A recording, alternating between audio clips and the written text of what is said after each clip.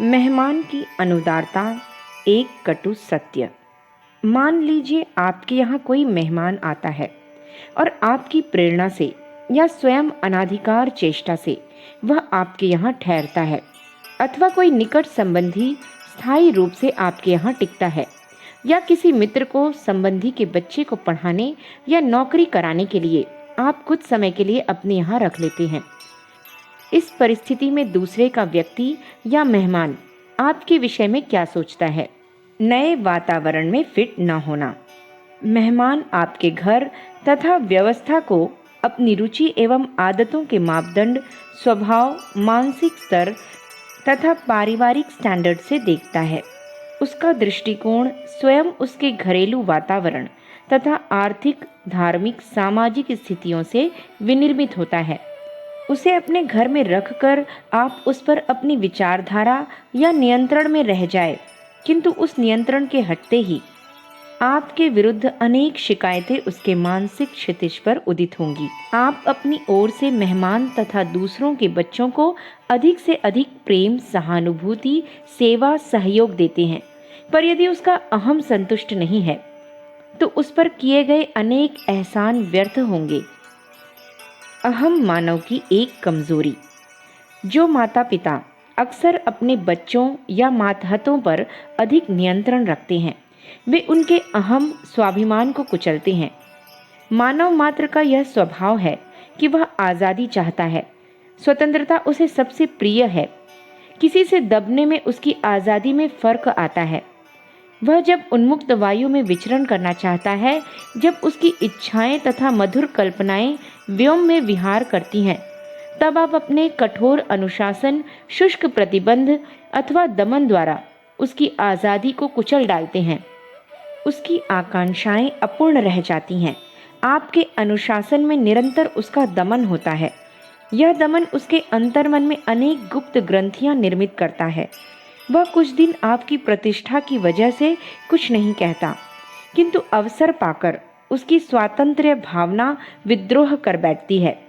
इस विस्फोट से अनेक पुराने संबंध चूर चूर हो जाते हैं।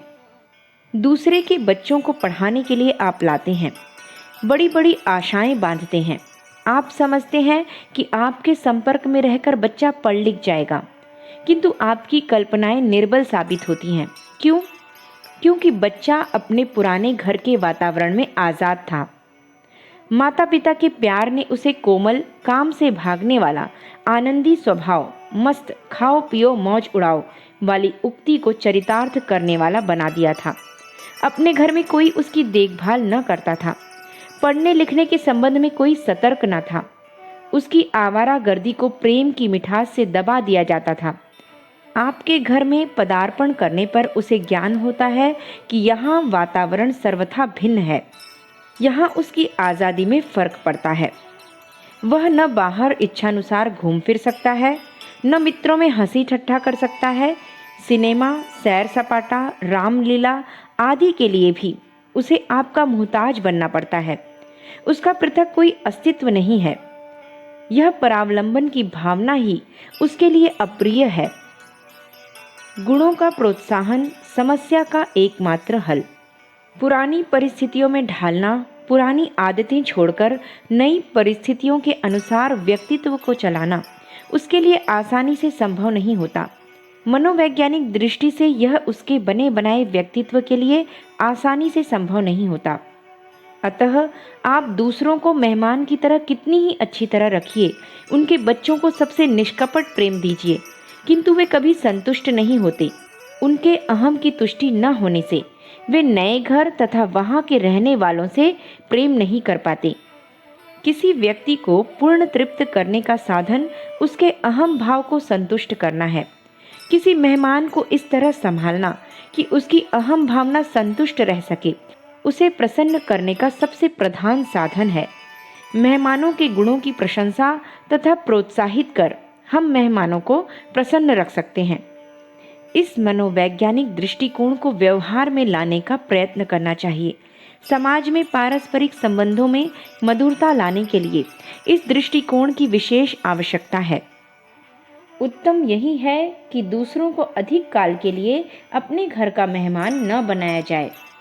दूसरों के बच्चों को नौकरी या पढ़ने लिखने के लिए अपने घर में न ठहराया जाए। इससे वह स्नेह भी नष्ट हो जाता है जो दूर रहने के कारण पनपता है। दूरी प्रेम को बढ़ाने वाली है।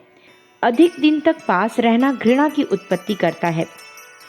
घर जमाई उस प्रेम को प्राप्त नहीं कर पाता जो दूर रहने और वर्ष में एक दो बार आने वाला जमाई प्राप्त करता है। दूरी में आकर्षण है। दूर से अपने व्यक्तित्व को दिखाने वाले व्यक्ति समाज के लिए आकर्षण का केंद्र बने रहते हैं। अखंड ज्योति, जनवरी सन 1952, पृष्ठ संख्या 25-26। हमारे YouTube चैनल विचार क्रांति दूत अखंड ज्योति पत्रिका को सब्सक्राइब करें एवं अगली वीडियोस प्राप्त करने के लिए बेल आइकन दबाएं। धन्यवाद।